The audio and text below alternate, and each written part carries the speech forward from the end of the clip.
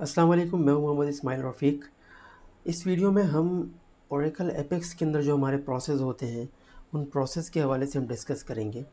तो प्रोसेस जो है हमारे पास ओरेकल एपेक्स के अंदर एक बहुत ही अहम कंपोनेंट है। यानी कि आप यूँ समझिए कि ओरेकल एपेक्स के अंदर आपकी जितनी भी बिज़नेस लॉजिक्स होती हैं, आप वो प्रोसेस के अंदर लिखते हैं, ठीक है?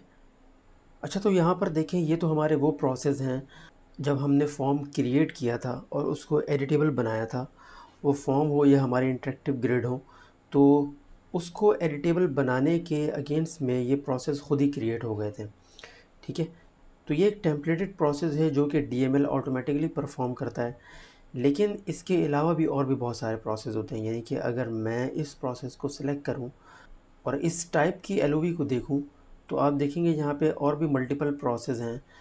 लेकिन आज हम जिस प्रोसेस के बारे में बात करेंगे वो है कस्टम प्रोसेस। यानी कि जिसके अंदर हम अपना PL/SQL कोड लिख सकते हैं। तो आप देखिए, यहाँ पर एक प्रोसेस की टाइप है एग्जीक्यूट कोड। अच्छा, बेहतर ये है कि हम इसके लिए एक नया प्रोसेस क्रिएट कर लें। यहाँ से क्रिएट प्रोसेस की हमने, और इस प्रोसेस का नाम हम लिख लेते हैं कस्टम प्रोसेस, ठीक है? और उसके बाद इसकी टाइप देखें, इसकी टाइप बाय डिफ़ॉल्ट सिलेक्टेड है एग्जीक्यूट कोड। और यहाँ पर नीचे देखें, PL/SQL कोड लिखने के लिए एक फ़ील्ड अवेलेबल है, जहाँ पर आप अपनी पूरी बिज़नेस लॉजिक लिख सकते हैं, जो भी आपकी रिक्वायरमेंट है, ठीक है? लेकिन अगर हमें DML परफ़ॉर्म करना है, तो इसके लिए हमारे पास एक और ऑप्शन अवेलेबल है, और वो मैं आपको दिखाता हूँ। यानी कि मैं क्या करता हूँ कि इस प्रोसेस को उठा करके टॉप पर रख लेता हूँ, क्योंकि प्रोसेस की जो सीक्वेंस है वो मैटर करती है। फिर उसके बाद हम यहाँ से अ, इस टाइप को सिलेक्ट कर लेते हैं, यानी कि ऑटोमेटिक रो प्रोसेसिंग।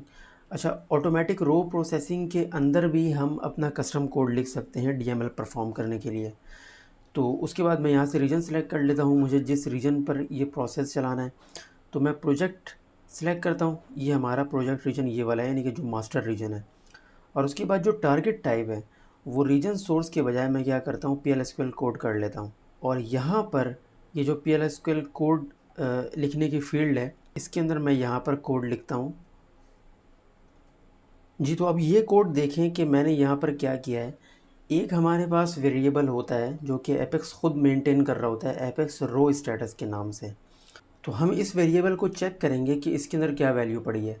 अगर इसके अंदर C हमें मिलेगा, तो इसका मतलब ये है कि हमें एंट्री क्रिएट करनी है, और जस्ट हम एक इंसर्ट स्टेटमेंट रन करेंगे EBA प्रोजेक्ट्स पर, ठीक है?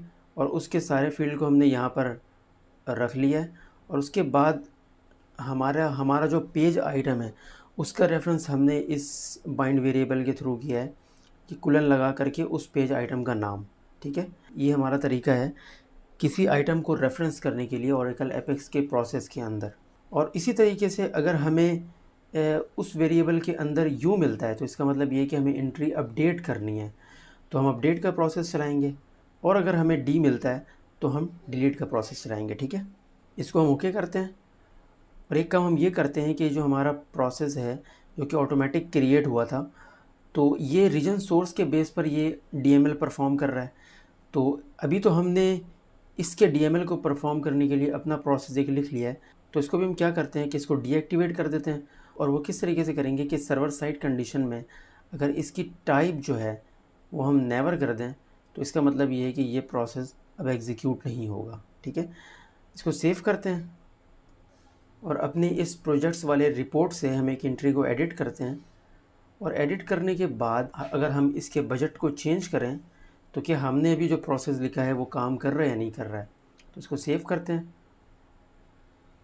तो आप देख सकते हैं कि ये हमारा रो जो है वो अपडेट हो चुका है, ठीक है? इसी तरीके से आप कोई भी प्रोसेस, यानी कि जिस सेक्शन में आप प्रोसेस क्रिएट कर सकते हैं, उस सेक्शन में अगर आप अपनी लॉजिक लिखना चाहते हैं, तो वो आप लिख सकते हैं। मैं आपको एक और एग्जांपल बताता हूँ। वो एग्जांपल ये है कि मिसाल के तौर पर आप जब किसी एंट्री को एडिट करते हैं, तो क्या होता है कि फॉर्म के अंदर उसका कंप्लीट डाटा फैच हो जाता है। तो ये डाटा फैच का जो मैकेनिज़्म है, वो भी एक प्रोसेस के थ्रू हो रहा होता है। तो अगर आपने कोई फॉर्म बनाया है, उस फॉर्म के अंदर अगर आप प्री रेंडरिंग के सेक्शन को एक्सपेंड करेंगे, तो आप देखेंगे कि बिफोर हेडर के सेक्शन में एक फॉर्म इनिशियलाइजेशन का प्रोसेस बना हुआ है, ठीक है? ये भी एक टेम्पलेटेड प्रोसेस है जो कि यहाँ पर फॉर्म इनिशियलाइजेशन वाला प्रोसेस है, ठीक है। अच्छा, यहाँ पर भी आप जो भी अपना चाहें प्रोसेस लिख सकते हैं। यहाँ पर मैं क्या करता हूँ कि इस प्रोसेस को मैं यहाँ से डिलीट कर देता हूँ, ठीक है। और अब अगर मैं यहाँ से पेज सेव करके किसी एंट्री को एडिट करने की कोशिश करूँ, तो आप देखिए यहाँ पर इस फॉर्म में उस प्रोजेक्ट से रिलेटेड कोई भी डाटा फैच नहीं हुआ है, लेकिन इसकी डिटेल यहाँ पर आपको नज़र आ रही है। और वो इस वजह से नज़र आ रही है क्योंकि जब हम एंट्री एडिट करते हैं तो जो उसकी आईडी है वो हम उस पेज से, यानी कि हम अपने रिपोर्ट वाले पेज से अपने फॉर्म वाले पेज को पास कर देते हैं, और उसी आईडी के बेस पर हमने यहाँ पर वेयर क्लाउज लगाया हुआ है, तो इस वजह से आपको ये डिटेल डाटा जो है वो नज़र आ रहा है। अच्छा, ये हमारा जो फैच मैकेनिज़्म था, तो इसको भी हम कस्टमाइज़ कर सकते हैं। और किस तरीके से करते हैं, हम बिफोर हेडर में अपना एक प्रोसेस क्रिएट करते हैं और ये हम एग्जीक्यूट कोड रहने देते हैं, और यहाँ पर किसी रीजन को सिलेक्ट नहीं करना है हमें। जस्ट हम क्या करते हैं, PL/SQL कोड के अंदर अपना कोड लिख लेते हैं, ठीक है। तो हमने कोड में कोई ऐसी ख़ास चीज़ नहीं लिखी है, बस एक सिलेक्ट इनटू की स्टेटमेंट एग्जीक्यूट की है। जो हमारे पास रिपोर्ट वाले पेज से जो आईडी पास हुई है इस पेज पर, तो उसके बेस पर ये वाला रिकॉर्ड फैच करें और सारे आइटम में पॉपुलेट कर दे, ठीक है। और यहाँ पर हमने एक एक्सेप्शन हैंडल किया है कि अगर कोई डाटा नहीं मिले तो जस्ट यहाँ से इस प्रोसेस से रिटर्न हो जाए, ठीक है। इसको हम सेव करते हैं। अब दोबारा से हम यहाँ पर अगर किसी एंट्री को एडिट करें तो आप देख सकते हैं कि अब वो जो रिकॉर्ड है हमारा उसका मुकम्मल डाटा फैच हो चुका है। इसी तरीके से अगर आप किसी इंटरेक्टिव ग्रिड के प्रोसेस को कस्टमाइज़ करना चाहते हैं तो आप यहाँ पर देखें कि इस प्रोसेस को सिलेक्ट करूँ तो आप इसकी टाइप देखें, ये यहाँ पे सिलेक्टेड है इंटरेक्टिव ग्रिड ऑटोमेटिक रो प्रोसेसिंग, ठीक है। तो जिस तरीके से हमने अपने फॉर्म के प्रोसेस को कस्टमाइज़ किया है, यहाँ पर भी उसके लिए ऑप्शन अवेलेबल है। यानी कि अगर टारगेट टाइप आप यहाँ से PL/SQL कोड कर लें तो आप जस्ट यहाँ पर जिस तरीके से हमने अपने फॉर्म के लिए प्रोसेस लिखा था उसी तरीके से आप बिल्कुल सेम मेथड से आप इस इंटरेक्टिव ग्रिड के लिए भी प्रोसेस लिख सकते हैं। जस्ट आपने क्या करना होगा, जिस तरीके से हमने अपने आइटम को रेफरेंस किया था, अब आप जो है इस केस में इंटरेक्टिव ग्रिड के कॉलम को रेफरेंस करेंगे। और अगर इन केस अगर आप भूल जाते हैं कि किस तरीके से हमें प्रोसेस लिखना है तो इसके लिए एक क्विक हेल्प भी मौजूद है, और इसके अंदर ये एग्जांपल है। आप इस एग्जांपल प्रोसेस को देखकर आपको अंदाज़ा हो जाएगा कि हाँ, हमें किस तरीके से प्रोसेस लिखना है, ठीक है। तो इस प्रोसेस को तो अभी हम नहीं छेड़ते हैं। बाकी जो दूसरे ऑप्शन है मैं ज़रा सा उसके बारे में आपको बताता हूँ। वो क्या है कि अगर आप किसी प्रोसेस को अपने सिलेक्ट करते हैं तो आप देखिए हमारे पास एक ऑप्शन है प्रिवेंट लॉस्ट अपडेट। तो ये ऑप्शन बेसिकली क्या करता है, आप चाहें तो इसकी हेल्प पढ़ सकते हैं, लेकिन मैं आपको एक स्लाइड के थ्रू समझाने की कोशिश करता हूँ। अब देखिए, मिसाल के तौर पर जो हमारा प्रिवेंट लॉस्ट अपडेट का ऑप्शन है उसका कॉन्सेप्ट कुछ यूँ है कि हमारे पास दो यूज़र हैं, ठीक है। एक यूज़र 1 है और एक यूज़र 2 है।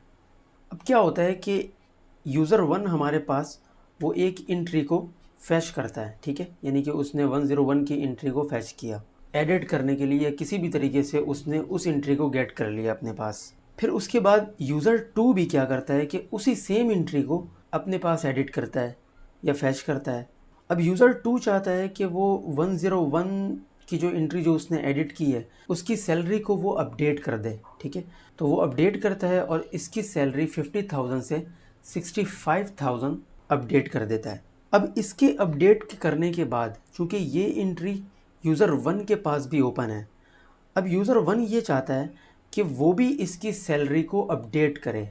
तो इस केस में आपके ख़्याल में क्या होना चाहिए, क्या इस एंट्री को अपडेट हो जाना चाहिए यूज़र 1 के अपडेट करने से? जो कि बिल्कुल नहीं, ऐसा नहीं होना चाहिए।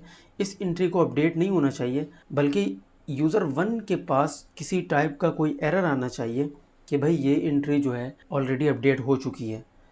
तो हमारा जो प्रिवेंट लॉस्ट अपडेट का ऑप्शन है वो इसी को कंट्रोल कर रहा होता है। अगर यूज़र 1 यानी कि दो यूज़र ने सेम एंट्री को अपने पास एडिट करने के लिए ओपन कर लिया है और उसमें से एक यूज़र उस एंट्री को अपडेट कर देता है, तो सेकंड वाले यूज़र को उस एंट्री को अपडेट करने नहीं देना चाहिए। और उसके बाद एक और ऑप्शन है लॉक रो का ऑप्शन। तो लॉक रो का ऑप्शन क्या करता है, वो ये करता है कि जब आपका प्रोसेस किसी एंट्री के साथ इंटरेक्ट कर रहा होता है, किसी रिकॉर्ड के साथ इंटरेक्ट कर रहा होता है, तो वो उस रॉ को लॉक कर देता है कि किसी और यूज़र के लिए वो अवेलेबल नहीं हो उसमें डीएमएल परफॉर्म करने के लिए। ये जस्ट इतना सा काम करता है, ठीक है। तो आज की वीडियो हम यहाँ पर एंड करते हैं। उम्मीद है जो प्रोसेस के हवाले से हमने जो चीज़ें डिस्कस की हैं वो समझ में आई होंगी, और अब मिलते हैं इंशाल्लाह नेक्स्ट वीडियो में।